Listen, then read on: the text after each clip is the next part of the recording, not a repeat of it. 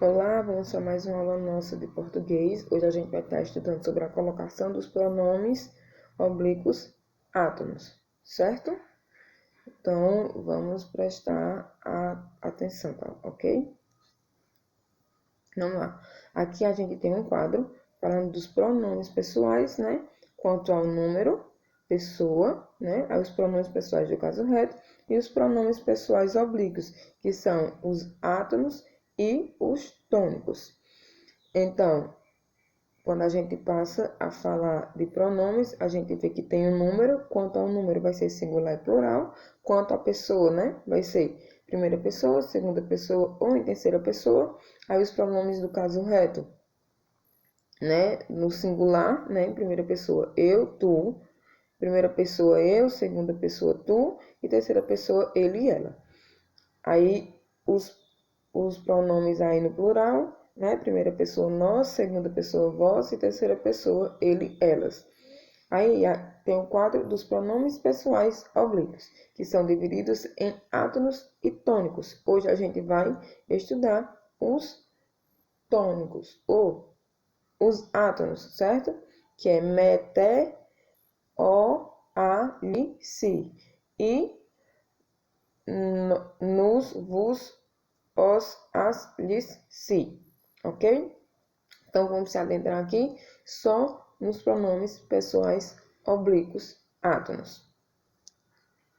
Aí, a colocação pronominal, né? Os pronomes oblíquos átonos, eles são pronomes que, por serem mais fracos na sua tonicidade, devem vir sempre próximos aos verbos, que são esses: me, te, si, li, a, nós, aliás, nos, vos, os, as e lhes. Aí, a gente vai ver a seguir as principais orientações para esse emprego dos pronomes oblíquos na língua culta, certo? Aí vem aqui, né, os pronominais. Aqui a gente tem um exemplo de Oswald de Andrade, né?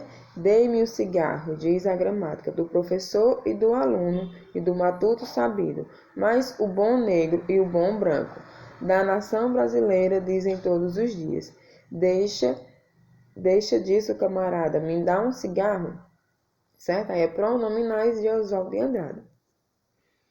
Aí aqui a colocação pronominal, né? Os pronomes oblíquos átonos, né? Eles podem ocupar 3 posições em relação ao verbo, que será, né? Próclise, mesóclise e ênclise. Aí vem a colocação pronominal. Isso aqui a gente já estudou na aula passada, mas vamos relembrar. A próclise, ele vem antes do verbo, né? Nós temos um exemplo. Tudo se resolveu como queríamos. Aí a mesóclise vem intercalado no verbo, né? Enviar-lhes o contato amanhã. Ênclise vem depois do verbo, né? Ofereceram-te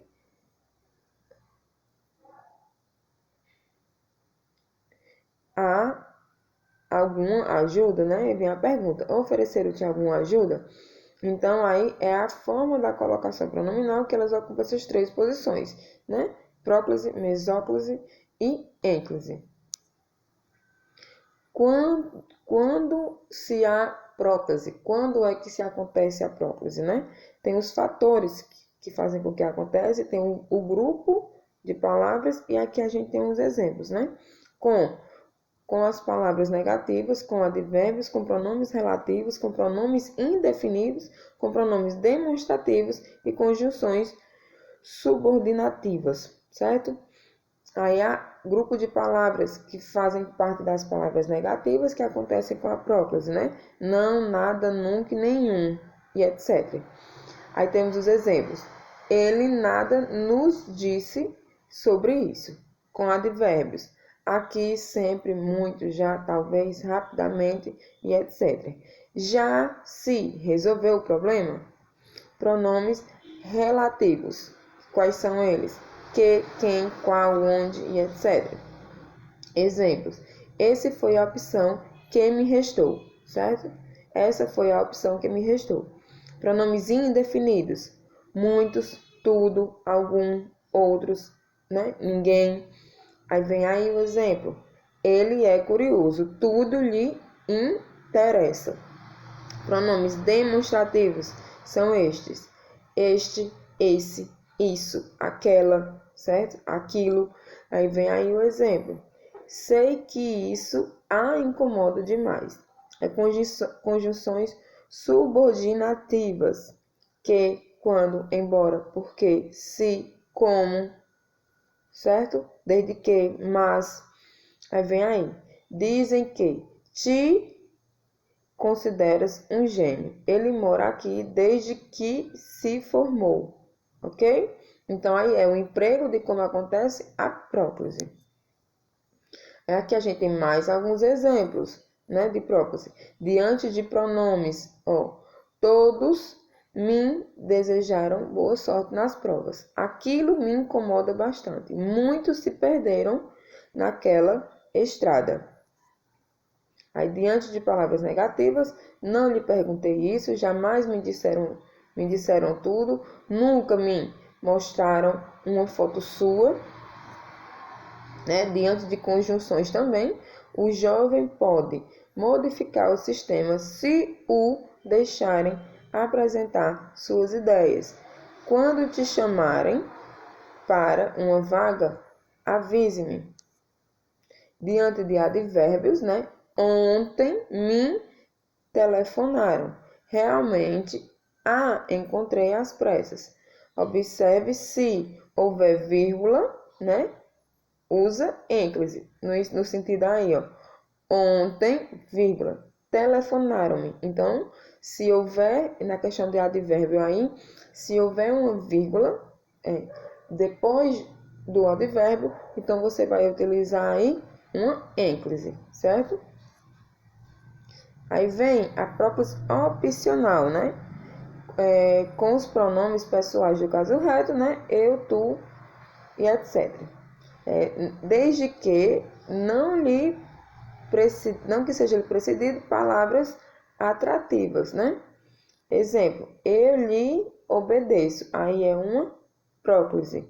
Agora, eu obedeço-lhe. Aí é uma ênclise. Aí a gente vai ver se é possível a próclise, né? Ser opcional. Espero que ele nos apoie. Aí só é possível com a próclise, certo? Aí, continuando na questão da próclise opcional, né?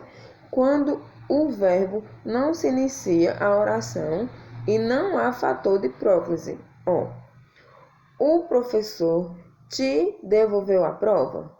O professor devolveu-te a prova, certo? É opcional, a gente usa ou não. Com preposição, né? De, em, para, por, etc. Com palavras negativas, mas o verbo no infinitivo. Não escondia o desejo de se demitir. Aí, usa-se ou não, que aí a gente pode usar a ênclise, né, nesse sentido. Não escondia o desejo de demitir-se. Ele afirma não se lembrar do fato. Ele afirma não lembrar-se do fato. Aí agora, quando ocorre mesóclise, né? Quando é que ocorre? Quando o verbo no futuro do presente, com o verbo no futuro do presente.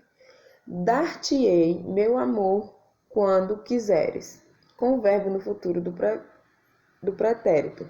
Dar-te-ia minha paixão, se não fosse arrogante. Aí agora, quando a questão de ocorrer a ênclise em frases iniciadas por verbo, né? Uma vez que não se inicia a oração com o pronome átono. Ó, justificou-nos a sua ausência à reunião. Nos dias de hoje, sabe-se que o planeta vermelho não tem vida, certo? Quando não houver casos de próclise obrigatória, certo? Só é existente a ênclise quando não houver a questão da obrigatoriedade de ser uma próclise obrigatória, certo? Aí vem as colocações dos pronomes pessoais oblíquos atos em colocações verbais, certo? Em locuções verbais. Então, que é o quê? Verbo auxiliar mais a forma nominal. Quais são as formas nominal dos verbos? Infinitivo, gerúndio e particípio, certo? Aí aqui a gente tem os exemplos, ok? Exemplos com verbo auxiliar, ele mais no infinitivo. Sem a partícula atrativa, o pronome ocupa 3 posições, ok? Vamos lá. Os cientistas sabem se o clima se vai alterar. Os cientistas sabem se o clima vai se alterar. Os cientistas sabem se o clima vai alterar-se, certo? Entendido? Então, aí também temos com a partícula atrativa, né?